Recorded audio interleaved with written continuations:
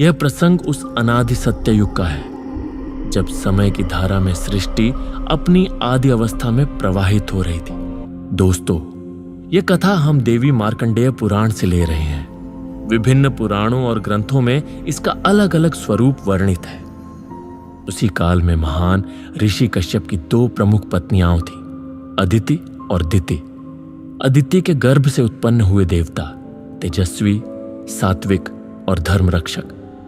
वहीं दिति की कोख से प्रकट हुए दैत्य अंधकारमय वर्ण, उग्र स्वभाव और अतुलनीय पराक्रम से युक्त। इन्हीं दैत्यों में दो महापराक्रमी भ्राता उत्पन्न हुए, शुंभ और निशुंभ, जिनके नाम से ही स्वर्गलोक में कंपन होने लगता था और पृथ्वी पर भय का गहन साया मंडराने लगता था। और इन्हीं के मध्य खड़ा था एक सेनापति, जिसका नाम सुनते ही देवताओं के हृदय कांप उठते, ऋषियों की वाणी रुक जाती और स्वयं चित्रगुप्त अपनी दिव्य लेखा पत्री में उसके अनगिनत पापों को अंकित करते करते थक जाते।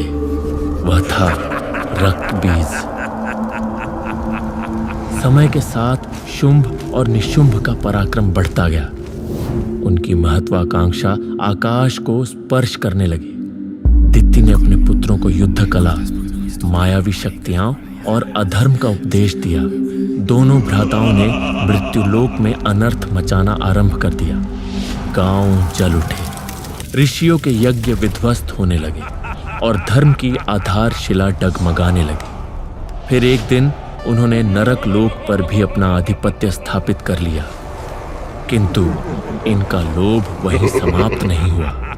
उनकी दृष्टि अब स्वर्गलोक पर टिक चुकी थी और कुछ ही समय में उन्होंने स्वर्गलोक पर भी अपना आधिपत्य स्थापित कर लिया।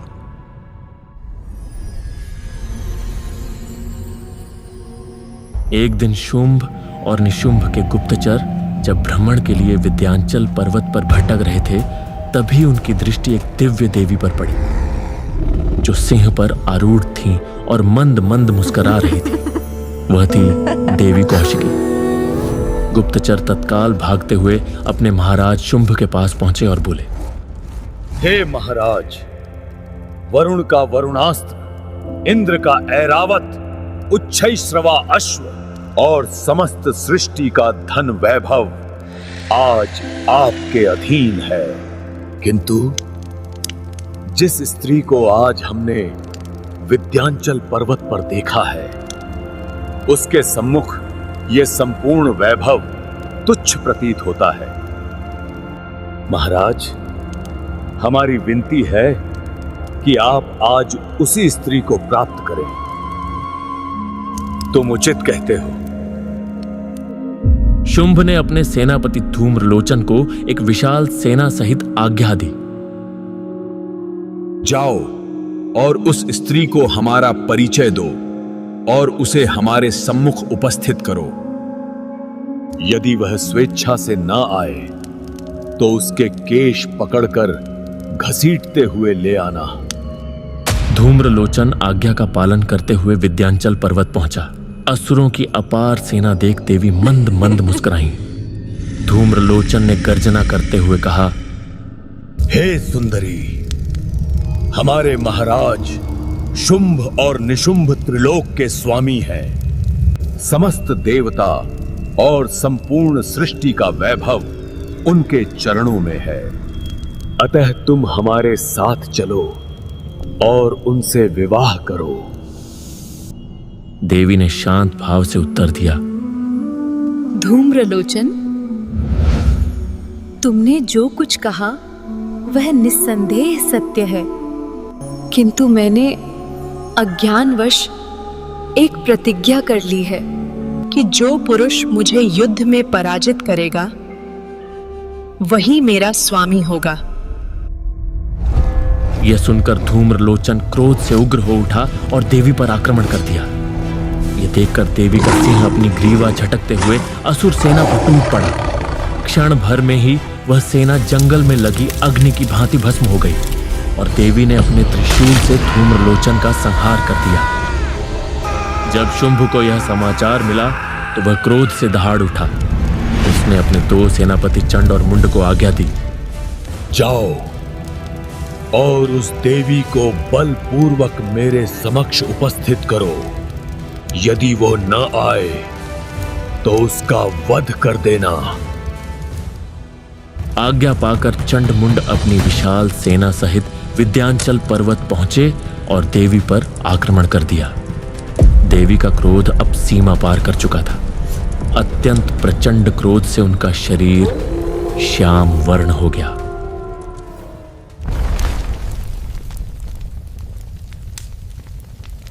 देवी कौशिकी का ललाट प्रचंड ज्वाला से चमक उठा और उसी से प्रकट हुआ वह रूप जो स्वयं काल से भी गहन था।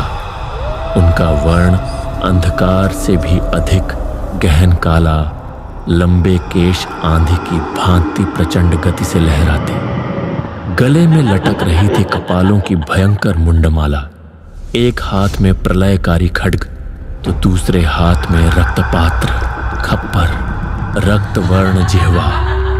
नेत्रों से निकलती ज्वालाएं मानो संपूर्ण ब्रह्मांड को पल भर में भस्म कर दें।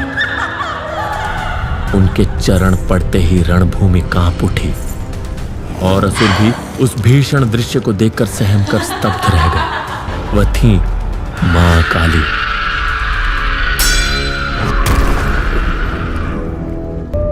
भयानक महायुद्ध छिड़ा। मां काली ने चंडमुंड की समस्त सेना का विध्वंस कर दिया। अंततः उन्होंने चंड और मुंड दोनों का मस्तक काटकर देवी कौशिकी के चरणों में अर्पित कर दिया।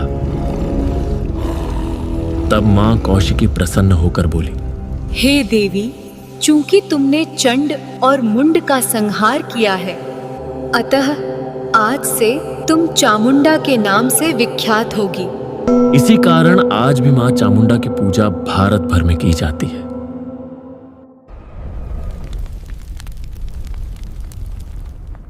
जब शुंभ और निशुंभ के अनेक दैत्य युद्ध में मारे गए तो अंततः उन्होंने अपने सेनापति रक्तबीज को रणभूमि में भेजा।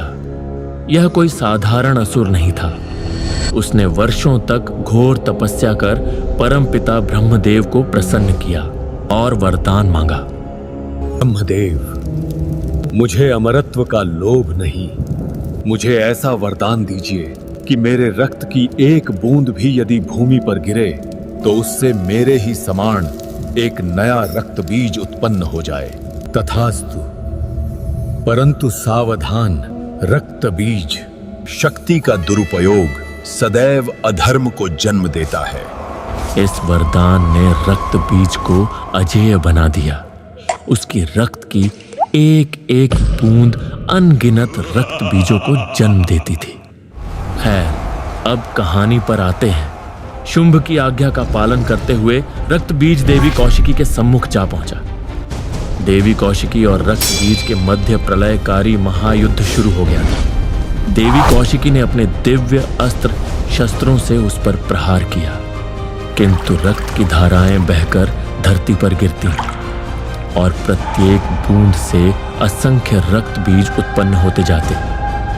तब देवी ने आवाहन किया उस अद्वितीय रूप का जो इस महादैत्य का संहार करने में समर्थ थी, और वही रूप थी महाकाली।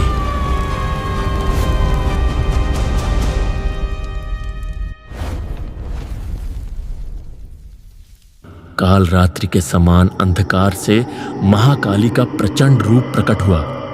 वे बोली, बता देवी, अब तेरा कौन सा कार्य शेष रह गया है? हे कालिके, इस रक्त बीज के रक्त का पान करो और उसकी हर बूंद से जो असुर जन्म ले उसे भक्षण कर लो। यह सुनकर मां काली ने विराट रूप धारण किया। वे रणभूमि में कूद पड़ी। रक्त बीज महाकाली को देखकर ठाका मारकर बोला, ये क्या? अब उस सुंदरी ने अपने स्थान पर एक और स्त्री को युद्ध भूमि में भेज दिया है। नारी तो अबला होती है। ए मूर्ख, अबला में ही परम बल निहित होता है। तुझमें यदि इतना पुरुषत्व का गर्व है तो आ मुझसे युद्ध कर। जिस वरदान के कारण तेरा अहंकार आकाश छू रहा है, वही मेरे सम्मुख तुच्छ सिद्ध होगा।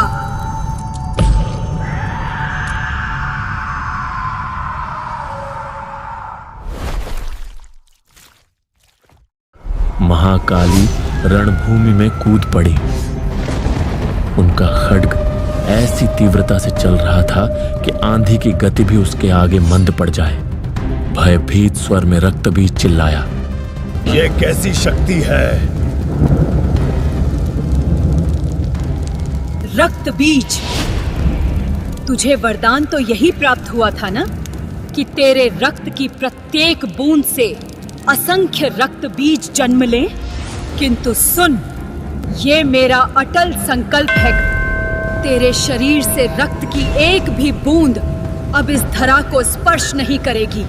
तू देख, तेरे तथाकथित वरदान की मर्यादा मेरे प्रकोप की ज्वाला के सम्मुख क्षण भर में तुच्छ और निरर्थक सिद्ध होगी।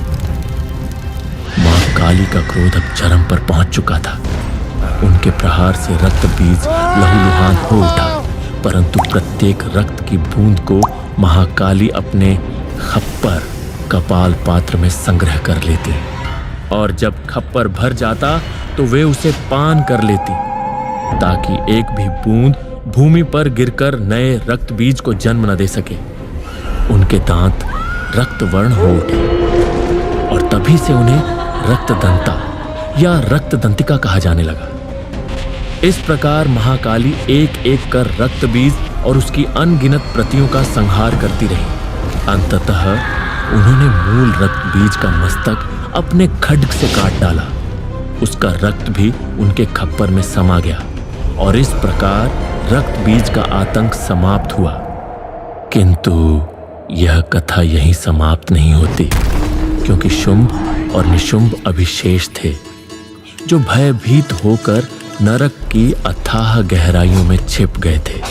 दोस्तों, इस प्रकार माता महाकाली ने रक्त बीज का संहार किया। और यदि आप जानना चाहते हैं कि शुंभ और निशुंभ का अंत कैसे हुआ, तो अपनी राय कमेंट में अवश्य लिखें। और हाँ, यदि यह कथा आपको रुचिकर लगी हो तो हमारे चैनल लॉस्ट एकोस को सब्सक्राइब करें, लाइक, शेयर और बेल आइकन दबाना न भूलें, ताकि हर नई कथा सबसे पहले आप तक पहुंचे। अभी के लिए हमें आज्ञा दीजिए। जय महाकाली, जय मां दुर्गा। महाकाली।